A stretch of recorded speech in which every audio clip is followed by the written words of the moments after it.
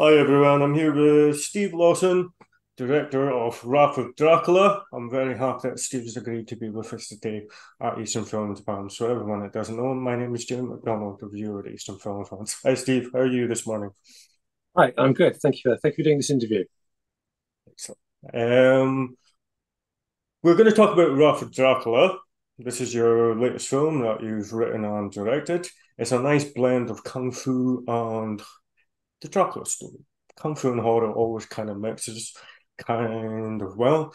But firstly, I'd like to ask you how you got started, how you got started with your company. I mean, it's an independent film. It's a very independent film. It's very British, and it's excellent to see it getting released, and it's across social media, and it has been over the last couple of weeks since it's been released.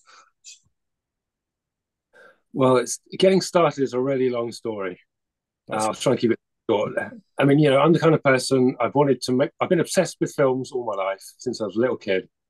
Always wanted to make films. I grew up in the sort of VHS era in the 80s, so I can remember like renting our first video from the video shop and being amazed that you could watch a film and rewind it and watch it again because that was just incredibly new at the time. yeah. And particular film was Raiders of the Lost Ark, which became my favorite film of all time and is a huge influence on everything I've ever done. So in those days, I had a little VHS camera, shooting home movies, trying to make my own little Indiana Jones films, all that sort of thing. That's Typical stuff. Well, probably not typical actually, but that's what I did. But that all changed when I was a teenager and I saw my first Jackie Chan movie. In fact, I saw the Jonathan Ross documentary on Jackie Chan. That's what kicked it off. And I was interesting. yeah, the incredibly strange film show because I'd always loved action movies and stunts and seeing how these things were done, and to see this action star who did all his own stunts and incredible fight scenes, stuff I'd never seen before. And so I instantly went out and just got every single Jackie Chan film that was available, and that was my life since then. Nice. Wanting to be like Jackie Chan and trying to make kung fu movies and unfortunately, I'm 6'4" and I'm not very physically skilled. I mean, I used to do martial arts and I wasn't too bad, but I clearly was not going to be Jackie Chan because you can't do kung fu if you're white and you're over 6 foot. The movements don't look right and it doesn't suit you at all. And also, I was too lazy to get that good. So I sort of maneuvered more into being like obviously a writer director kind of thing and letting other people be on the screen. But it took me until I was 40 to actually get where I am today with my own studio and my own company and actually making films that other people pay for. And I actually get paid to do this for a living now. So it's 40 years almost of trying every avenue there was I mean, to that's where I am. amazing. That's why I wanted to speak to you because I want to push independent films, British films, British action films, British horror films. I mean, there's a lot of I noticed on your filmography there is a lot of like little bits of horror and stuff like that as well. Is that your? I know you were saying about Jackie Chan. He's an influence on you. Raiders of the Lost Ark. I think when I rented Raiders of the Lost Ark, you could rent it for a week, and I think I watched it every single day. you know. But what is it now that inspires you? You know, obviously Jackie Chan, because there's a lot of Jackie Chan in your new film, Wrath of Dracula, which is enjoyable. It is quite tongue in cheek as well. It is very comedic in places, especially with when you first meet Meanie and Van Helsing at the bottom of the castle, and he's talking about lifting up her suitcase kind of idea. You can get an idea that it's going to be like very comedic as it goes through, and it doesn't take itself too seriously, but it really is a lot of fun to watch. It really is a lot of fun to watch. So, what inspires you now? What genres? Is it horror that makes you who you Well, are? it's not so much a case of what inspires me; it's what I can get paid to produce because I am professional now, and it's not like I just go out and make whatever I want. I work with a company called High Flyers, who are like a big distributor, and they finance all the films that we're doing at the moment. So we Right. have regular Zoom meetings with them, talking about what films are doing well, what's selling, what isn't selling. So with regards to Wrath of Dracula, they came to me and they said, "Oh, Dracula films always sell. Everyone knows Dracula. It's a, a very well known horror icon. Dracula always sells well." And they said, "But horror films with a female lead are also doing well." So they said, "Can you come up with a Dracula film with a female lead?" And that's all they gave me. So I went away and thought, "What can I do with that?" And and I secretly basically made a kung fu film, but no, it told them it was a Dracula film, and we went, as I say, I I like still that. I like that little touch. I like that little touch, the kind of Buffy kind of style and her getting chained, not knowing what she was coming into, and the book of kung fu. Just imagine, sort of continue. I wanted to have Van Helsing and Mina have that kind of like relationship, like Drunken Master with Sam Seed and Jackie Chan. I wanted to have those kind of training scenes, but we just didn't have time in the schedule. So that's why the training bit is a little bit more of a montage. But in my head, when I was writing it, I really wanted it to Van Helsing and Mina to have that kind of relationship. Right. And if we had time and budget, I would have had some of those kind of training scenes where doing some of those weird exercises like you see in the old Jackie Chan films. That was kind of the idea. But there's not so much of that in the film because we just didn't have time in the schedule. And It's a that's what nice that was. little touch. You can't go wrong with a training montage, but that would have been a nice little touch as well. That brings me to my next question. How long did you have to shoot the film? How many days? What was the schedule? Was 10 days, but it became 11 days because I was ill one day and we had to cancel that day. So yeah, it was sort of 11 days, which is so short. So You short. wouldn't believe we have to shoot these films. Yeah. Did you have a fight choreographer? I mean, I didn't actually look at the. Oh, Did you oh arrange and set yourselves? no, it was me because I in the past before I was making film professionally, I was doing loads and loads of kind of what you would call sort of amateur martial art movies with friends. I worked with Chris Jones, or you may have heard of. He's been in a lot of films. Yeah. He's a and a lot of other people. And so we used to get together and just shoot fight scenes for fun and gradually build them up into features. So I've got a lot of experience shooting fight scenes. And also, so I choreographed the fight, working with the two performers because we had Hannah Bang Benz, who is a jiu-jitsu champion, playing Mina, and Marta Vetek playing the vampire girl. And I'm not sure what her qualifications are, but she also is a martial artist and a action performer. So they knew what they were doing. So we sort of worked together. Basically, I had the structure of the fight in mind. And every now and then I'd say, "Can you do this? Can you do that?" And they'd say, "Well, it's better if I do it this way," working with them to get the best out of the performers. But essentially it was me.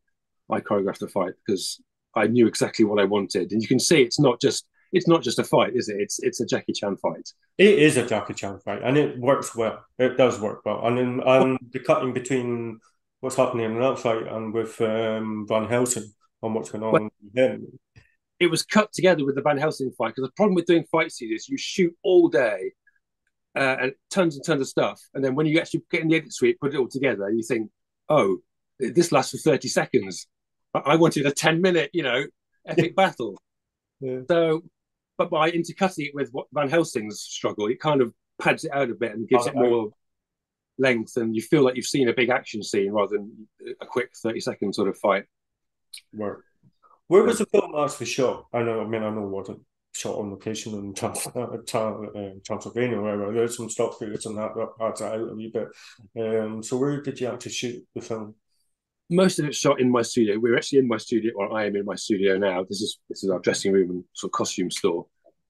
We've got a big space sort of down the far end that's basically a big open Right. brick shed, about 80 square meters, I think it is.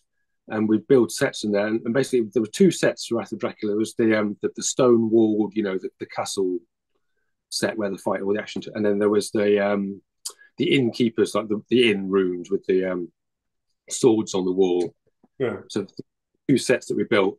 And then beyond that, we shot exteriors at a place called Guy's Cliff House, which was the exterior of the castle, and also it was the village square.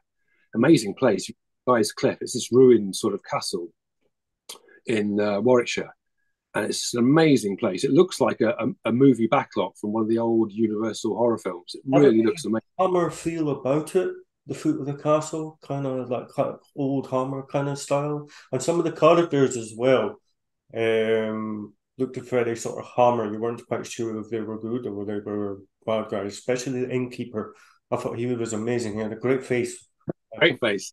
Great Lines is the actor. face, amazing sort of features and how he actually looked. So you choreographed the first scene. Everything is done in your actual studio set building and all. So it's just proper filmmaking. Oh yeah. I mean, I tell you what, we shoot. I People thought, wouldn't. It's an indie film. It is super low budget, obviously, and it's shot in 10, 11 days.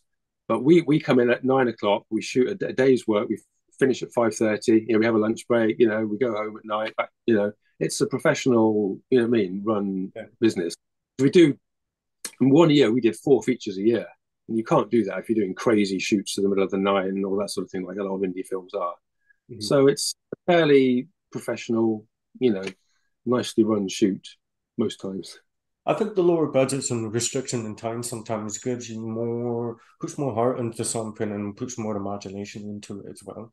Because you don't have that amount of time to do Well, it, all of what them. it, yeah, it means I have to write my own scripts because I get sent scripts all the time by people, and they're probably better than I write. It's not that I'm the best writer, but it's just I know what we can do in 10 days in terms of how many characters, how many locations, things like that, and also if there's a location or a set in the story, you've got to make sure there's at least 10 pages that's in that set. It ain't worth building it. You know what I mean? You can't have the characters walk into a room for 2 minutes to come out again because I'm Yeah, not yeah, I'm not paying for building a set for 2 minutes of screen time. It has to be yeah. at least a whole day we can shoot there. You know what I mean? So Yeah. things like that. Do you storyboard and rehearse beforehand? Do you have I a rehearsal time and story? No, everything's storyboarded. I actually storyboard pretty much every single shot.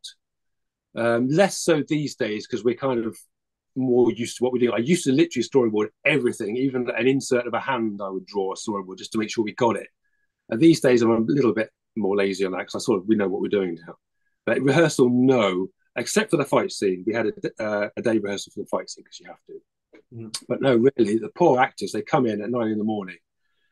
The costumes are on a hanger. It's like, there's your costume. Go get yourself ready. There is someone that makes them a cup of tea or whatever. On set at 10 o'clock, and that's it. We're shooting. And some of the actors never met each other before anything. I feel, it's hard for the actors to do their best work in these situations. So it's a shame sometimes you don't get the best out of people. But we have to do it. There's no time, Yeah. and certainly, I've come to know the sort of actor who can just dive in and do it on take one. I always say they've got to be good on take one. They've got to be perfect on take two because that's it. We're moving on. And there's some actors you can do that, and there's some actors have to sort of take the time and feel their way into it and all that. Unfortunately, there's no time for people like that. So Yeah. you do see this over and over in my films because I've got like a bunch who I know can cope with these kind of schedules. So you couldn't, yeah, one take sometimes gets the best thing out of people. That leads us to our next question. There's a nice little setup at the end for a possible sequel. Is this something that you have in mind? We have a sequel in mind, but to be honest, if Wrath of Dracula had been a big hit and it had really taken off, then a sequel would be happening. Hmm. Doesn't If it isn't a big hit and it doesn't take off, no one's going to pay for a sequel in terms of the finances, even if I really want to do it. And I know Hannah wants to do it, and I'd love to do it. And I think to say the partnership with Van Helsing and Mina is so good, it would be great to take them on and do another film. Yeah, So we've got plenty of enthusiasm to do it. But in terms of if there's the enthusiasm for the audience for it, that's the thing. mm-hmm. I don't know The if other thing I was going to ask you about is like one, do you have? I know how you get funded and people will say to you, but is there anything in mind that you have at the moment that you're working on? Could you tell us about that? Or on the other thing is, would you like to do an all-out fight film? of course, that's my dream. We are working on another movie that's shooting at the end of this month. I can't tell you what it is, but it will have action. Hannah's coming back to play the lead role again, so there's definitely going to be action. Uh, but yeah, in terms of dream films, I want to do a Chinese hopping vampire movie. Now I had Uh, a feeling you were going to say that. That's amazing. So it would be an English speaking, obviously, with Chinese characters and Chinese vampires. And I speak to high flyers about it all the time, and they're like, "No, no one knows what that is. We're not paying for that." So if ever I was to get maybe crowdfund or find some other way of financing, that's the thing I would do. I want to do a Chinese hopping vampire film that would be obviously a fight. It'd be basically we'd nick all the good best ideas from Mr. Vampire and Yeah, from Spooky. yeah. Nowadays, whole audience out there has never seen those films, and they're just brilliant. And we could nick all that stuff and just put it into English, and it makes something amazing. They are That would be my. just been released by Eureka, so they're still as popular as ever because I think they're limited. People, isn't it? It's not the kids. You know what I mean? It's not the kids and the families watching. It's people like us that love these films from back in the day. Oh yeah, I mean I had them from when I was VHS, and then I had them through now. I mean I had part two, part one. I never seen the other ones, but I've seen them now because with all the Blu-ray releases with 88 films, Eureka, you're getting to see more and more of this stuff coming through, and it's just amazing time to be a fan of Hong Kong cinema and Asian cinema. Yeah. I get to see them everywhere they like. Now, I was had a couple of other questions, but I think we're going to have to wrap it up a little bit because I don't want to keep you all day. So I'm going to ask you the Eastern Film Fans question. Now, Eastern Film Fans question is: if you were in an island and you could only take 3 films, any genre, what 3 films would that be? I've got a funny feeling what one of them will be. There's 2 answers to this because the sensible person would say, I'll have 3 films I've never seen before, because at least then you've got some entertainment on your island. You know what I mean? It's not repetition. But no, I know that's not what you're after. I think the 3 films, if I'm going to grab from like 3 different areas, one of them's going to be Raiders of the Lost Ark. Got that? One of them's a Jackie Chan film, and I'm torn between Police Story and Miracles on that, because I think Police Story is the most insane action, but Miracles is such a beautiful film. And it's longer as well. Yeah, it's amazing. Because I for entertainment.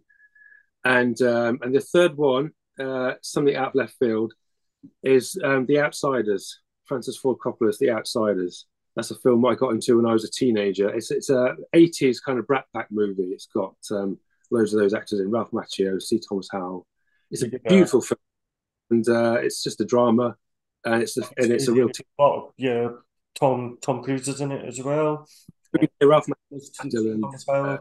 It's I think we did an English essay on that film actually. Yeah. It's based on a novel. Yeah. The book's even more. Yeah, it's great. That's just film from my teenage years that really stuck with me. No. Now, thank you so much, Steve, for joining me today. I hope I get to see your next film. Now, I'll ask you one more thing. I myself have only seen Wrath of Dracula, and I did enjoy the actual film. Would you recommend, and what would you recommend to other people to start out to watch off yours? Probably the best two. Well, if you like sort of the old Hammer style horrors, Ripper Untold and Ripper's Revenge. Those two are obviously Jack the Ripper stories set in Victorian London. I think both of those have gone down as probably my strongest films. Good twisty turny stories, a bit of gore. There's no action, but as I say, they're good sort of murder mystery thriller horror type things, and they tend to get the best response. Those two. If you want to see a good fight scene, I did a movie called Essex Heist a long time ago when Essex gangster films were popular, and that's got a cracking fight scene at the end, a really good brutal fight. When I was actually looking at, I'm going to start with, after I watched Wrath of Dracula, I was going to start this one as well. It's my best film. It's my favourite. It's my best looking, best shot, best acted. I love Wrath of Dracula. That's why I'm trying to do so much promotion for it, because it's the kind of film I really wanted to make as well. You know what I mean? It's got that Jackie Chan influence, the Hammer horror influence. I just think it's a lot of fun. That's awesome. I will definitely be checking that out, and I'll message you and say when I watched it. Our review for Wrath of Dracula, sorry, it's just gone out Wrath of Khan. I don't. So I hope you like the review that I did on Eastern Film Fans. Very nice to talk to you this morning. Good luck with everything, and I hope you do get that Mr. Vampire movie. That would be great. Thank you. Okay. Thank you very much for your time. Bye.